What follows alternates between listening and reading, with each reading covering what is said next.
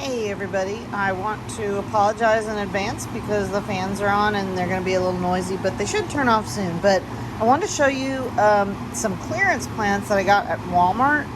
Like this one's all stretched out, this one is also stretched out, but I thought it was a good buy because number one, I'm getting the pot.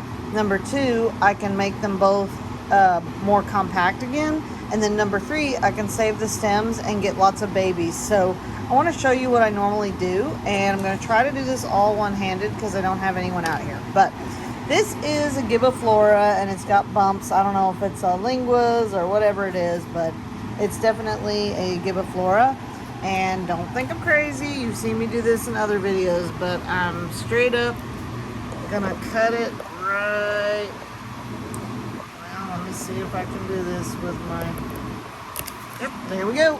All right, so I'm gonna put this on some dry soil. I already removed some dead leaves, and as you can see, there's some broken leaves here. So this is an Echeveria Persia, and I want to cut it wherever I want it to, be the most compact. So you could pretty much cut it anywhere. But since I see this broken leaf right there, I definitely want to cut it above that because I think that's a little ugly. So let's see what we can do here. I know it's gonna fall, but I didn't want to ask hubby to come out here, so these are gonna be my new plants, this and this, and then all we have here is a stem. That's fine. This one, we've got a lot more leaves, so what I like to do is break the leaves off. Well, first off, this one is broken and it's not even good to propagate because it doesn't have the node on it. But, sorry, the ones that you break off and where you can get the node, like this with a clean break, those can be propagated. And I like to break off quite a few because that's going to give more rooms for the pups to grow out. I normally like to leave a few if I can, although you don't have to. I don't always do it. Like on that other one. Oh, I didn't get the node on that one, so that's going in the trash. But anyway, I'm going to do this. I will leave a few down at the bottom, but this is going to give room for the pups to grow out of.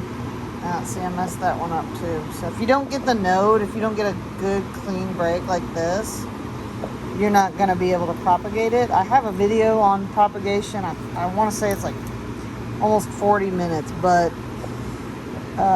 anyway, I'll mess that one up too. It's fine. So this is my end product right here. I'm just going to rip that off.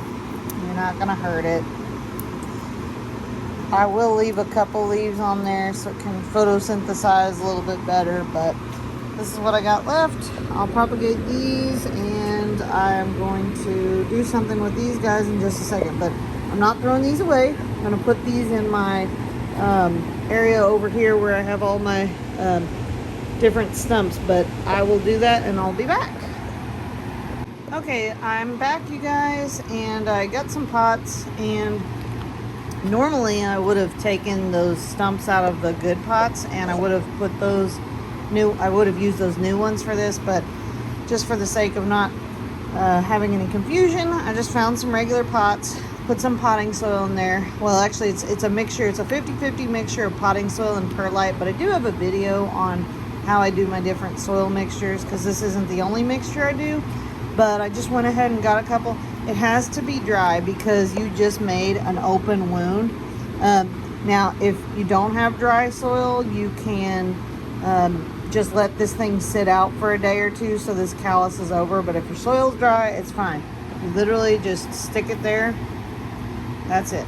You'll notice I did kind of like mound it up just a little bit in the middle. You don't have to do that, but that's what I do. And I just stick it there. And same thing with the other one. I only like to touch the leaves from the bottom because it messes up that powdery coating. So, oh, well, okay. Well, that leaf was dying anyway. So, there we go.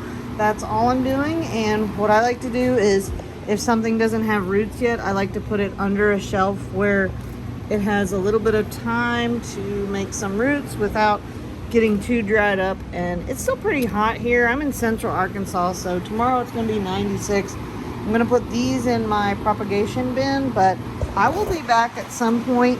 I'm not going to even post this video until the stumps make pups, until these guys make roots. So I'll see you in a while. It is September 20th today of 2024, so we'll see how long it takes. See you in a while. Bye-bye.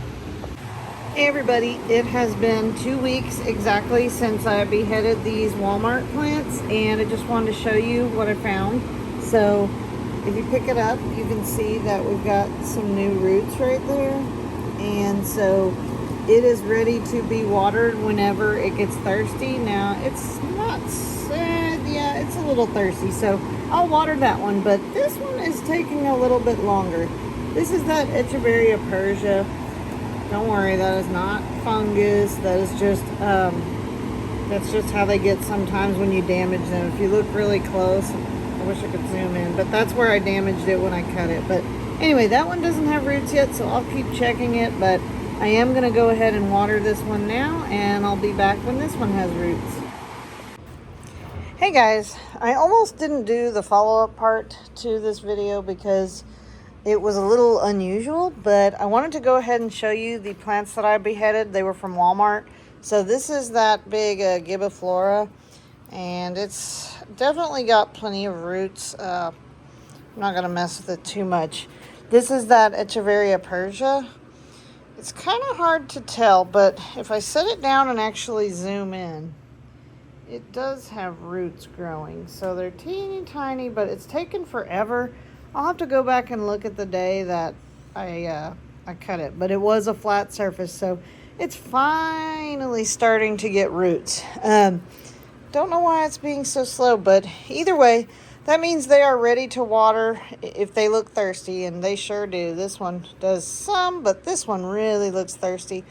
The reason I almost didn't do this video is because both of the stumps that I have left over, I'll see if I can zoom in, neither one of them made it, and I don't know why, because this is the area where I put all my stumps, and they all do so well and get babies. So it was really bizarre, but you know, they were on clearance, so they could have been overwatered. That's probably my first guess, because I haven't done anything to them, and normally they just sprout little babies. So this is all my, you know, beheading area, but I did want to go ahead and give you a follow-up. So today's October 14th, and I'll put the date on there as to how long. So this one got roots a lot faster than this one, but they are ready to water now, so I'm gonna definitely water this one when I get off camera.